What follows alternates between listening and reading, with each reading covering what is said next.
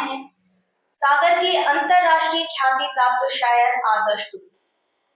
आपको बता दें कि आदर्श दुबे बुंदेलखंड के पहले ऐसे शायर हैं जो देश के बाहर कई अंतरराष्ट्रीय इवेंट्स में अपनी शायरी का रंग बिखेर चुके। इसके अलावा देश के कई बड़े मंचों जैसे जश्न रेखा और साहित्य आस्था पर सागर का नाम रोशन करते रहे हैं। तो चलिए बात करते हैं आदर्श दुबे की।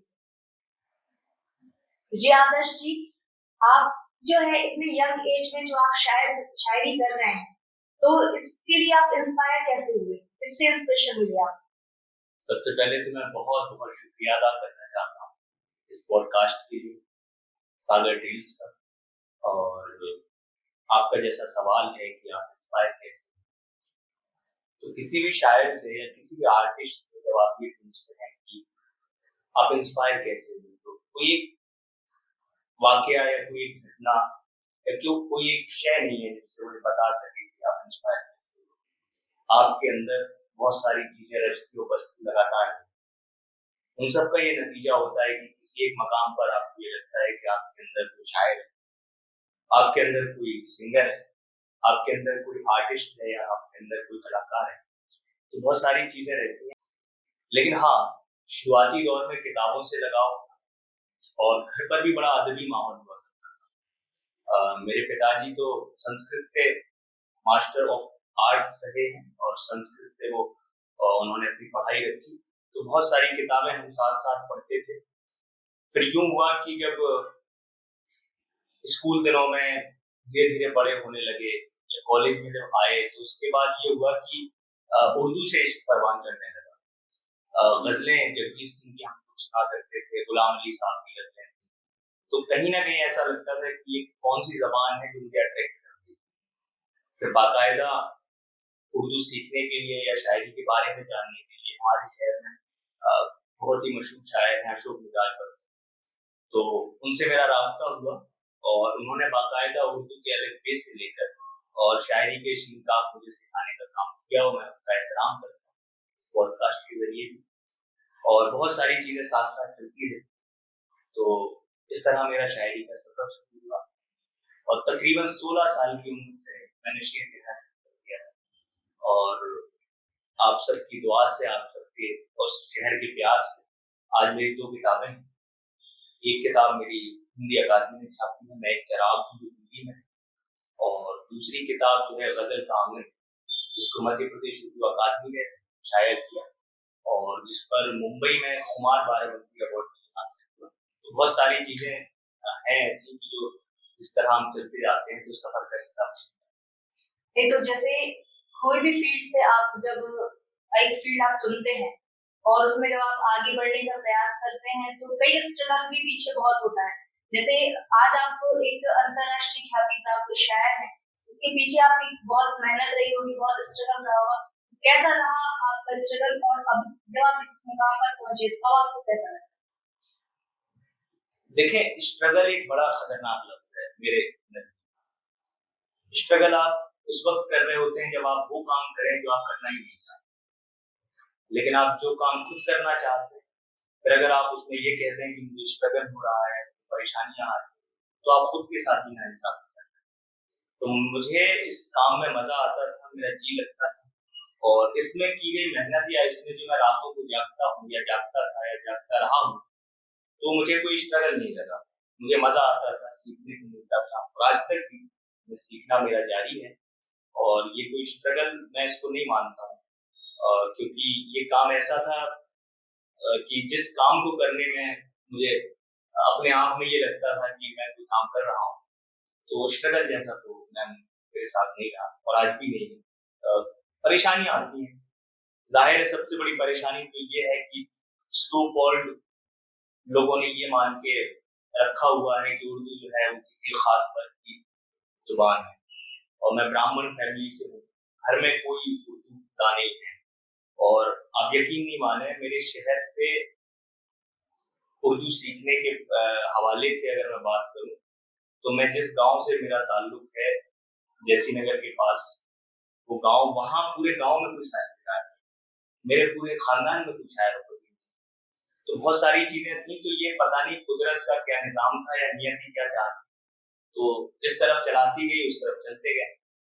तो स्ट्रगल हाँ कह सकते हैं उसको स्ट्रगल, लेकिन मैं उसे स्ट्रगल नहीं मानता, मैं उसे अपने सफर का हिस्सा मानता हूँ।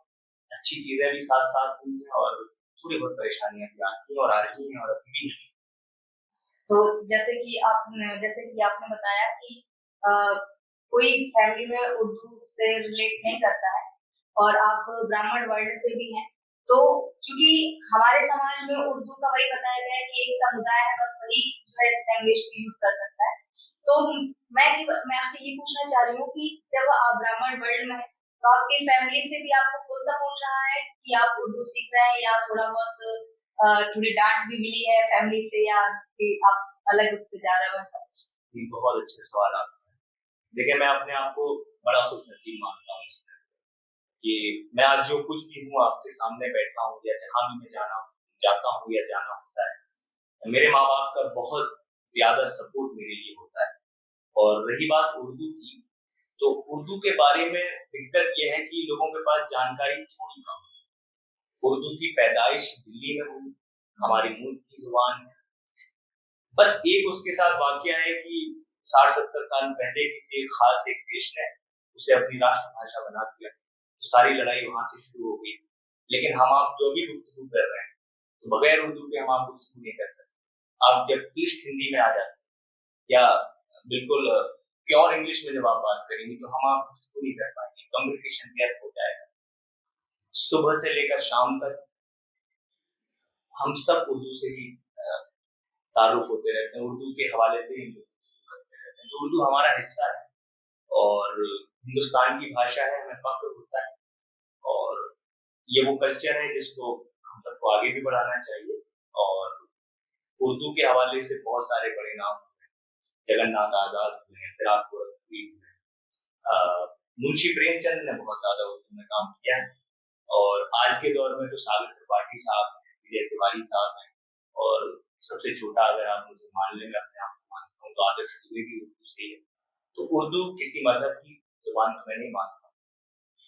जैसे मतलब वो जो हिंदी में भी नुक्ता जहाँ लग जाता है, तो वो उर्दू से ही नुक्ता निकल के आया है।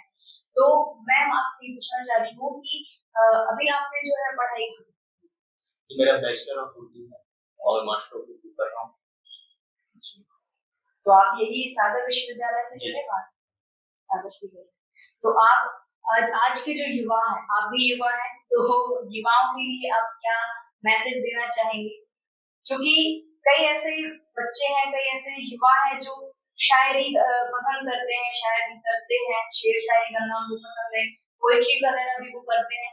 तो आप उनको ऐसा क्या मैसेज देना चाहेंगे कि वो इस फील्ड में थोड़ा सा वो भी आगे आए अपने टैलेंट को दिखाने के लिए, और इस फील्ड में जो है अपना करियर बना सकते हैं, और कैसे वो बनाए, थोड़ी सी इसकी भी आप टिप्स युवाओं को दीजिए। देखें, शायरी कोई कैरियर नहीं है, सबसे पहली बात मैं आपको बता दूं।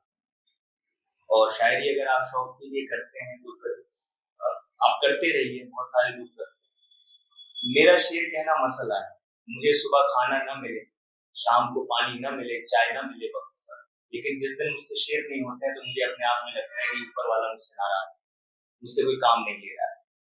तो शेर गोई के सफर में सबसे पहले तो आपको ये याद रखना पड़ेगा कि इसमें आप कैरियर और किसी से आपकी लड़ाई नहीं, किसी से आपका कंपटीशन नहीं, इसमें खुद से खुद का कंपटीशन होता है। हम आपका इजहारिया है कि कोई चीज है जो हमें चुभ रही है, कोई चीज है जो हम दुनिया को बताना चाहते हैं, तो हम शेर के जरिए बताते हैं। कई सारी बातें हम बातचीत में नहीं कर पाते, लेकिन शेर में बहुत सारे एंगल्स होते हैं, बहुत सारी चीजें होती हैं जिनको छुपाकर और बनाकर और सजाकर हम अपने सुनने वाले को पेश कर सकते हैं। तो शायरी दरअसल ये है। और आपका सवाल था कैरियर के हवाले से कि क्या इसमें हम हाँ, जो युवा इंटरेस्ट रखते हैं इसमें। तो सबसे पहले तो पढ़ना उनको बहुत जरूरी है। जितना आप पढ़ते हैं और जितना आप देखते हैं दुनिया को, तो आपका कैनवस उतना बड़ा होता है।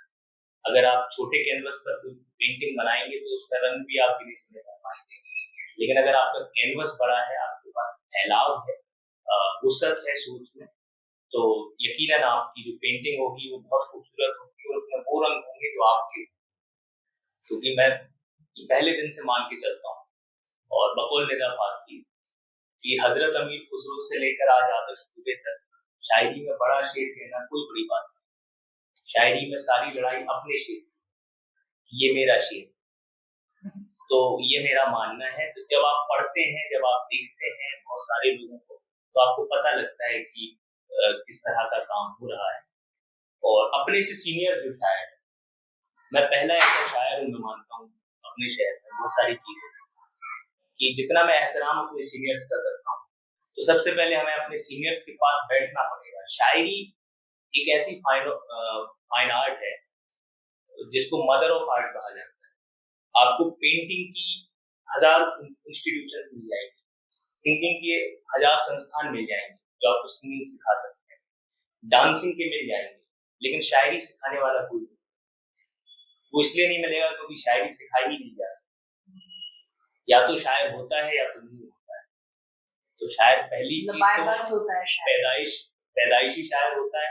हाँ, अगर आपके अंदर स्पार्क है, आपके अंदर कोई क्राफ्ट है, हुनर है, तो फिर आप अपने सीनियर्स के पास जाएं जो इस फील्ड में काम कर रहे हैं, जिनको उनके बेसिक्स पता है, पहरे पता है, ग्रामर पता है, उनके पास बैठकर उनके साथ रहकर और फिर आप अपने इस आर्ट को और निखार सकते हैं और उसको उसकी धार और तेज कर सकते हैं। तो वो सब करते रहना चाहिए और यही मेरा मशवरा है नए लोग अगर सुन रहे हैं कि वो अपने सीनियर्स का बहुत एहतराम करें, क्योंकि अदब में और साहित्य में मैं मान के चलता हूँ कि हम सबको अपने सीनियर से बहुत कुछ मिल सकता है, जो हम किसी भी तरह से छोड़ रहे हैं हम अपनी विरासत को, तो उन सबको संभालने का काम हम सबको करना है। वही काम ये पॉडकास्ट के जरिए सागर टेल्स की कर रहा है, तो मैं उनको फिर से मुबारकबाद देता हूं। तो सर जैसे कि आपने कई इंटरनेशनल इवेंट्स किए हुए हैं, जैसे अभी आप लेटेस्ट दुबई का आपने एक इवेंट किया हुआ है, तो देश में और देश के बाहर क्या रिस्पांस मिला और कितना अंतर है इस चीज को रिस्पांस मिलने में और कैसा लगा आपको बाहर जाकर भी? जी, बहुत अच्छा सवाल आपका है। देखें, जब आप देश में मुशायरा पढ़ रहे हैं या शायरी पढ़ रहे हैं, तो आपको बहुत सारे लोग मिलते हैं, बुंदेलखंड के होंगे, यूपी में जैसे मुझे जाना होता है, लखनऊ हो गया, हैदराबाद हो गया, बंगाल हो गया, तो हमें हमारे कल्चर को देखने का मौका मिलता है और हम अपने कल्चर को बड़े करीब से देख पाते हैं। लेकिन हाँ, जब आप अपने देश से बाहर जाते हैं तो आपको कई मुल्कों का कल्चर मिलता है वहाँ पे। जैसे जिस इवेंट में मैं था तो वहाँ पर पाकिस्तान, सऊदी अरब, ऑस्ट्रेलिया और साउथ अफ्रीका के पोइट्स मौजूद, हम सब लोग एक साथ बैठते थे। तो जब आप सागर में कोई काम कर रहे होते हैं तो आप सागर लेवल ऑफ थिंकिंग आपका सागर तक ही रहेगा, क्योंकि आप वही सब देख रहे हैं कि किस तरह का यहाँ लिखा जा रहा है। जब आप अपने प्रदेश से बाहर जाते हैं तो आपको लेवल ऑफ थिंकिंग प्रदेश के बाहर का पता चलता है किस तरह का काम हो रहा है। तो जब इंटरनेशनल स्टेजेस पे आप जाते हैं तो आपको ये पता लगता है किस मुल्क में किस तरह का काम हो रहा है और इंटरनेशनल पोएट्री किस तरफ और किस रुख, कौन सा रुख इख्तियार कर रही है, किस तरह के शेर कहे जा रहे हैं पाकिस्तान में, किस तरह के शेर कहे जा रहे हैं ऑस्ट्रेलिया में और किस तरह के शेर कहे जा रहे हैं अफ्रीका में, तो सब चीजें आपको पता लगती हैं। और रिस्पॉन्स की बात अगर आप करें तो रिस्पॉन्स सब मिला जुला ही होता है, क्योंकि मैं हर जगह शेर भी वहां ही पढ़ता हूँ जहाँ हिंदी उर्दू समझते हैं हम लोग, तो मेरी भाषा तो हिंदी उर्दू। अभी मैं अमेरिका जाऊँ तो वहां भी हिंदी उर्दू ही बोलने वालों ने शेर सुनाना है मुझे, और सागर में जब मैं पढ़ता हूँ तब भी हिंदी उर्दू बोलने वालों ने ही शेर सुनाता हूँ। तो रिस्पॉन्स तो एक सा ही होता है, क्योंकि जो हिंदी उर्दू बोलता है वो शेर समझता है और उसके अंदर फील होता है, उसके अंदर जज्बा होता है और वो शेर की पजीराई करता है और उसको पसंद भी होता है। और जैसे कि जब आप किसी भी फील्ड से हो और जब आप देश से बाहर जा रहे होते हो तो डेफिनेटली आप अपने देश को रिप्रेजेंट कर रहे होते हो, तब कैसा महसूस होता है? एक प्राउड वाली बात तो है कि हम भारत को रिप्रेजेंट कर रहे हैं। आप बताइए उस टाइम जब आप दुबई में थे और आप रिप्रेजेंट कर रहे थे इंडिया को, तो कैसा लग रहा था? बहुत अच्छा सवाल है और ये सवाल आमतौर पर पॉडकास्ट में नहीं पूछा जाता होगा। सच बताऊं, मैं दिल से आपको बता रहा हूँ कि जिस वक्त मैं दुबई उतरा हूँ तो मैं ऊपर से लेकर नीचे तक, सर से पा तक कोशिश ये कर रहा था कि हिंदुस्तानी नजर आऊं, क्योंकि हम जब दूसरे मुल्क में होते हैं तो हमारे ऊपर बहुत सारी जिम्मेदारी होती है। हमारी हरकतों से, हमारे उठने से, हमारे बैठने से, हमारे बोलने से और हमारे चुप रहने से एंड ऑफ द डे आपका देश आपसे जुड़ जाता है, क्योंकि बाहर के लोग ये समझते हैं कि इंडिया इस तरह का है। तो हमारे देश का जो हेरिटेज है, जो कल्चर है और जो ब्रांड वैल्यू है हिंदुस्तान की, यकीन जानिए मैं बहुत सौभाग्यशाली हूँ। और जितने बार भी मैं ऊपर वाले से दुआ करता हूँ कि हमेशा मुझे ये मेरा मुल्क भारत मिले, तो मैं कोशिश यही करता था कि सर से पांव तक हिंदुस्तानी नजर आऊं। मेरे बोलने में हिंदुस्तान हो, मेरे बैठने में हिंदुस्तान हो, और मेरे बात करने में हिंदुस्तान हो, और मेरे चुप रहने में भी हिंदुस्तान हो। तो हम लोग ये कोशिश कर रहे थे, और फील तो होता ही है, लेकिन जिम्मेदारी का भी एहसास होता है। जी बहुत बहुत धन्यवाद आपका अपना कीमती समय देने के लिए।